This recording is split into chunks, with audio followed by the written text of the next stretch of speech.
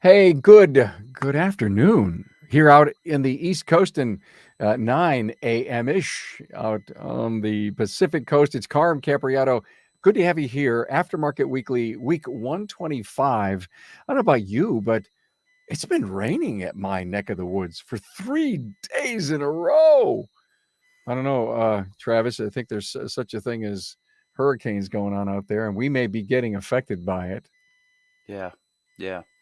Because I'm in that zone out on the East Coast that it just loves to put its tail our way. Maybe not where you are in Missouri, but yeah. Yeah, it's usually pretty broken up. Sometimes we'll get a little bit of rain, but by the time it gets to us, right in the middle of the continent, we don't get a whole lot of bad weather. So, yeah. Well, let me introduce you to I'm sorry, to Travis Comfort from Rick's Automotive in Springfield, Missouri. Hi, Travis. Hi. Hi, Carm. Thanks for having me. Hey, I'm so glad you're here. Travis is the vice president of Rick's Automotive. Rick Hewlett and his wife Karen founded Rick's 1980. Been going at it for a long time. Yeah, he's really built a great business. It's kind of the true success story. He really started from nothing, actually in the back of an animal care center, about 2,500 square feet. And today we're sitting on about 28,000 square feet, 28 bays. So, And the beauty of Aftermarket Weekly is that we're going to get a virtual a tour of this 28,000 square foot facility. And trust me, you got to go to the website. It's ricksautomotive.com, I believe. yes, sir. Yeah. Rick's Automotive. You have to check this out because it is really nice. Anyway, let's put up a picture of Rick's that we're going to get a chance to see a little later. Now, tell me that isn't. I mean, I don't know. It's a gorgeous picture, but it's a sexy picture. I mean, look at you've got a lot going on in that picture. It's really nice. Great image, great curb appeal. Thank you for that. If you're with us on social media, please give us a high five and a like.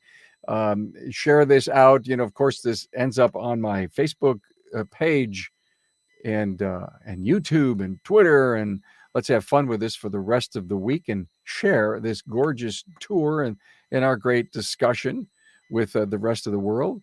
And we're coming to you live from the Dorman OE Fix studio that I sometimes, as you all know, I'll say it in unison. It's my Carm Cave. Hey, thank you so much to Dorman for their great support. Dorman consistently is looking for improved solutions to help save time and money for those who are performing the repairs. Dorman's all-in-one loaded backing plate solution does just that. With zero assembly required, you can now stop disassembling multiple pieces to make backing plate and e-brake repairs. Dorman's loaded backing plates deliver a complete solution. This assembly replaced all the failure-prone components by combining parking brake shoes and hardware onto the backing plate. The pre-mounted parking brake shoes, springs, and clips for a bolt and go solution. Want to know more about Dorman? Well, visit dormanproducts.com/tour. Hey, would you like to learn more about Dorman's innovations? Visit dormanproducts.com/tour. Well, gang, we are a busy media company. This coming Friday's Town Hall Academy, Climbing Out of Despair.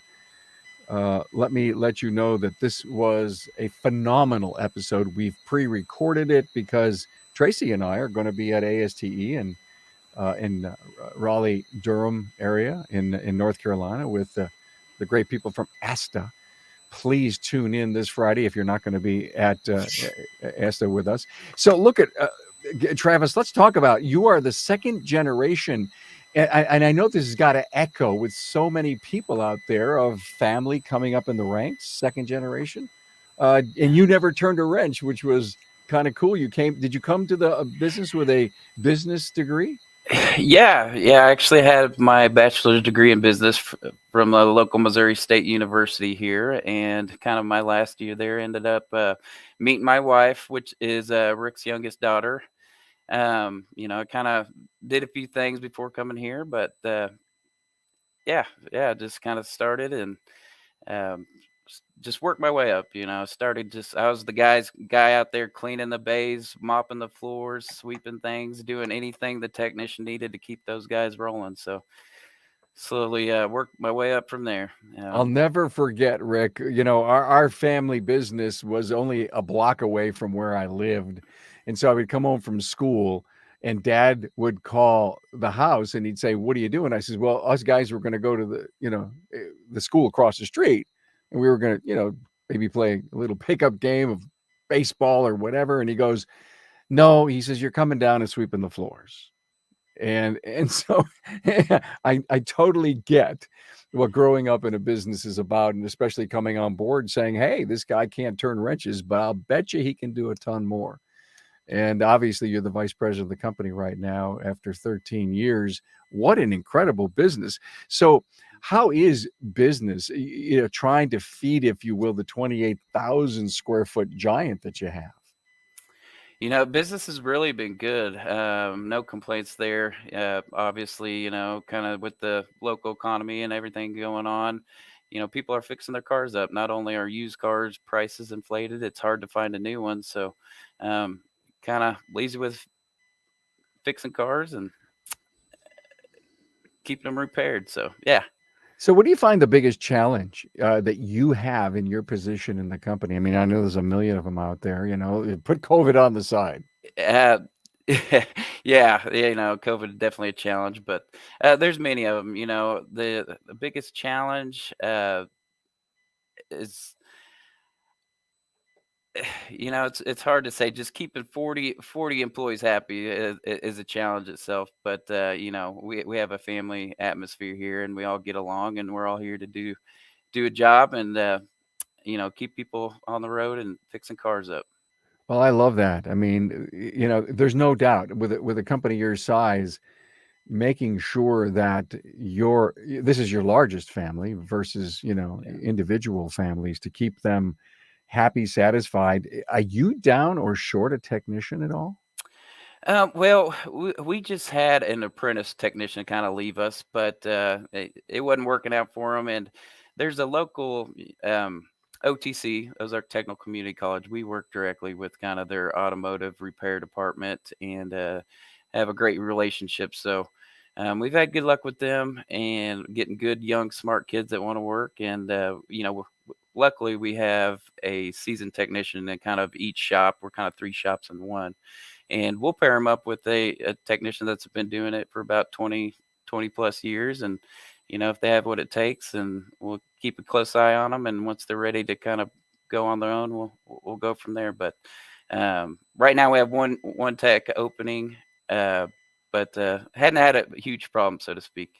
Excited to hear that you're working with the local community college. And I don't know about if you believe this or not, but we've got to grow our own. Yes. Yeah. That's exactly what we've been doing the last few years. And it's worked out good. So, luckily, like I said, we do have those senior techs that can train the younger guys with the shop of our size. So, You've got the scale there, Travis, where you could actually probably take in someone who is shadowing someone, or even an intern, even out of high school. Have you ever done that?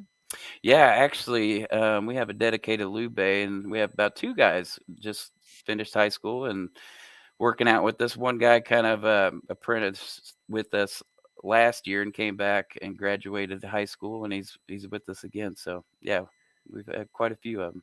And he's with you again. Let me ask this question about career pathing. Does he sense that he could stick around? Yeah, I think he loves it. He was excited to come back to us, and is a good kid. We try to keep an inviting atmosphere for everybody, and we work hard, then we play hard afterwards. So it's been good. Wow.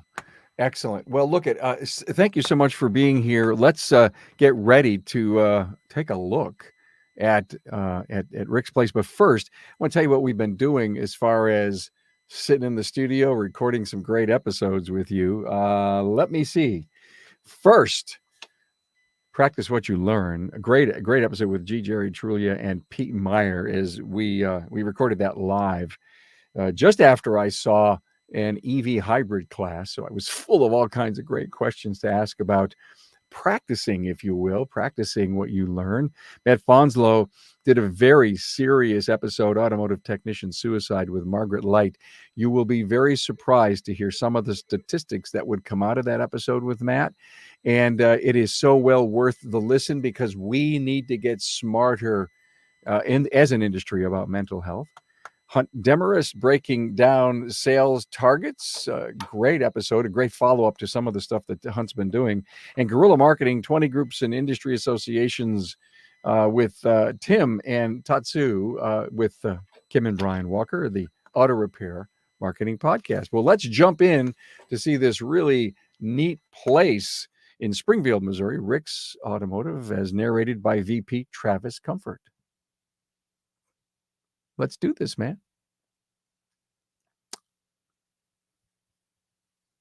Travis, are you ready? Looks like we may have lost Travis. Let's just, Travis, are you back? Yeah, sorry about that. Not sure kind of what happened there, but That's I'm okay. back. You're back. Let's do this. All right. Yeah, definitely. Yeah, so that's our Rick sign there, and if you can see, we got the nice two big wrenches holding up our sign. And Rick actually he designed this himself. That was it was an animal care center sign that we had to keep up, or if we tore it down, we could have maybe half the sign. So kind of encapsulated the whole Rick's and got to keep it there. So nice. Yeah, this is kind of walking up to kind of the main part of our building there.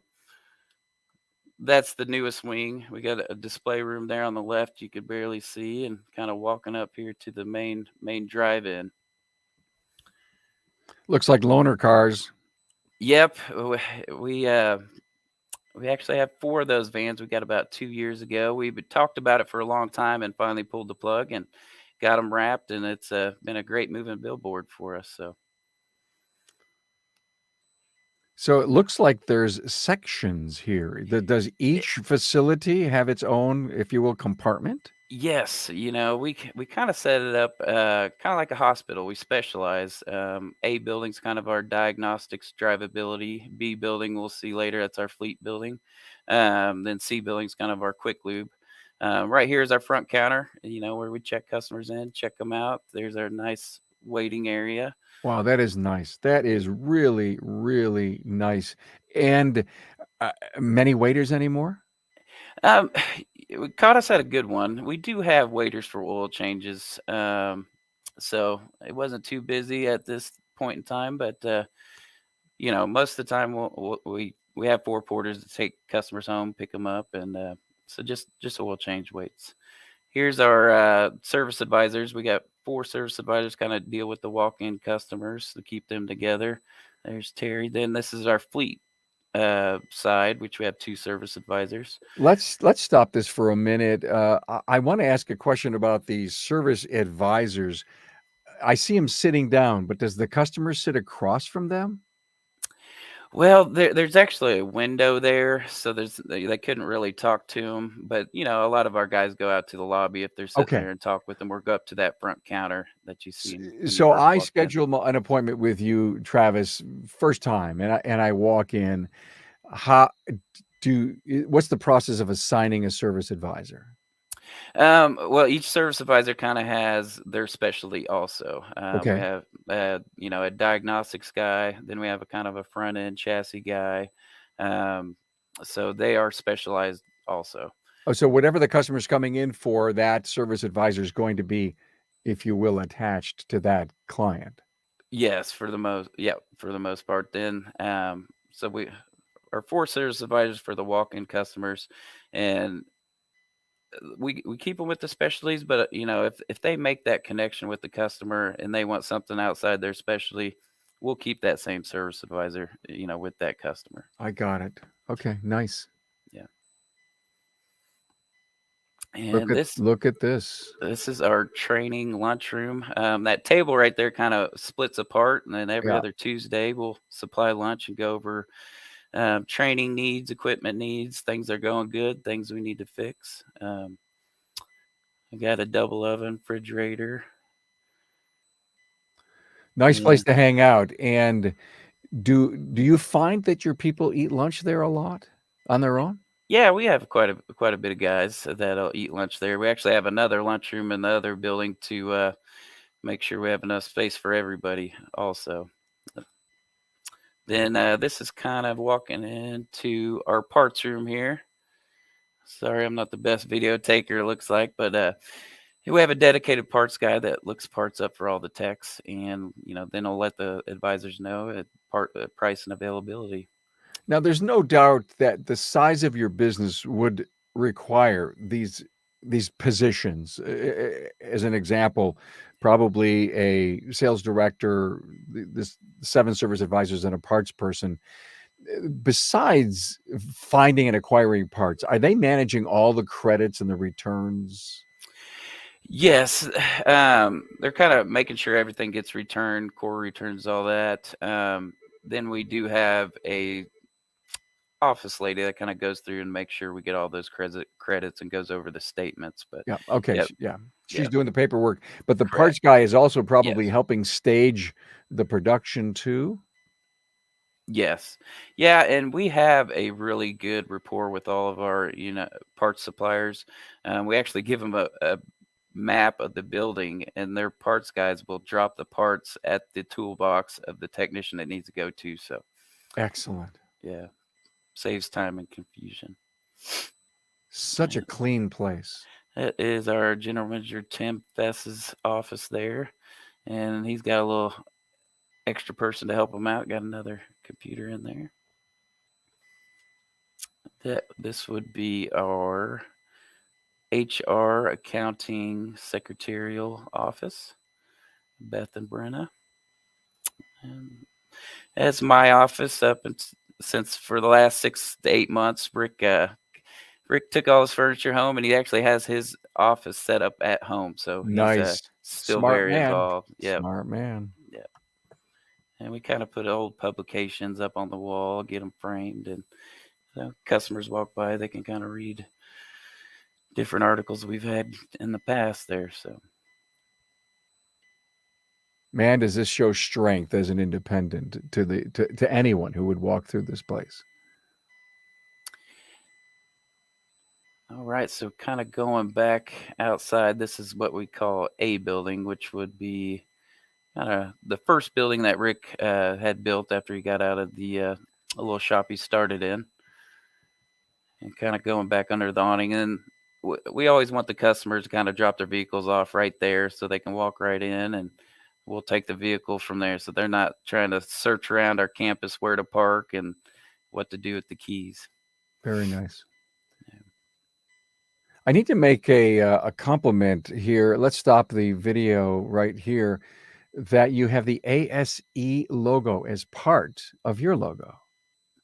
Yeah, the dot on the I is Yeah. actually the ASE logo. So Yeah. we are a Blue Seal shop and been one for a long time. And we're not doing enough of that in our industry. We just aren't. Yeah, you just got to. It's like it's a high liability working on vehicles, and ASE certifications are the best. It's kind of like a doctor's certification. I got to stop the video again. I mean, this is the first time I've seen this, and so I have to make comments, Travis. This looks like Sure. a Yeah. factory. It looks like a sterile factory here.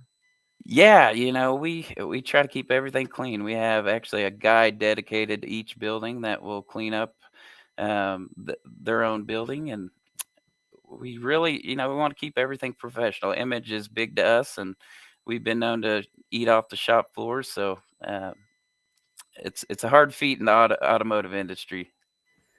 2 bays per tech? Yeah, it's about a bay and a half per tech. Some techs have 2, some have a bay and a half. It just kind of depends. So we actually have 22 technicians, 28 bays. So Look at this. Look at this. yeah, so this was actually our original waiting room, Rick's office. Then after we expanded in 2012, guys started bringing in their own workout equipment and setting it up. And, Rick and I kind of looked at it and we're like, well, why don't we set up our own gym? So luckily for us, there's a fitness center that kind of went out of business, and we got some good equipment for our guys. So That's what I hear. I have a friend here in Buffalo that has almost an identical setup like you, and I actually did a tour. It's one of the podcasts that we have, and he says, "Hey, there's a lot of that available now because of COVID." Yeah, yeah. And let's see, we have a locker room for our guys. There's actually 2 showers there in the bathroom if anybody's working out.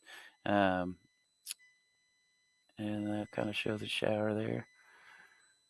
How So nice! How you want to nice! work out, get sweaty, take a shower, get cleaned up, and back to work, or before you go home, if you have something to go to and you will live far away, you can take a shower and get ready for your evening. I love the wooden lockers. Yeah, well, thank you. Yeah, the guys love it. They have their own space and don't have to worry. There's kind of an extra little break room there, just in case everybody won't fit in the other one. And this is kind of our back parking. That's kind of one issue we've had. We're almost running out of parking. We have a lot of parking, but we're running out. We've just been so busy. How many Uh, can you fit on the property, Travis? Gosh, I'd have to add them up, but I know we got over 50 parking spots, and you know our fleet vehicles, which we work on a lot of shuttle buses too, so those take up a lot of room. We have a couple dedicated big shuttle bus parking out back there. I mean, are you doing 30 plus cars a day? You got We to a- be we actually average about 1,400 cars a month. So 1,400 a yep, month. yep, Does and that include the oil change? yep includes everything. Yep, all Okay. our yeah.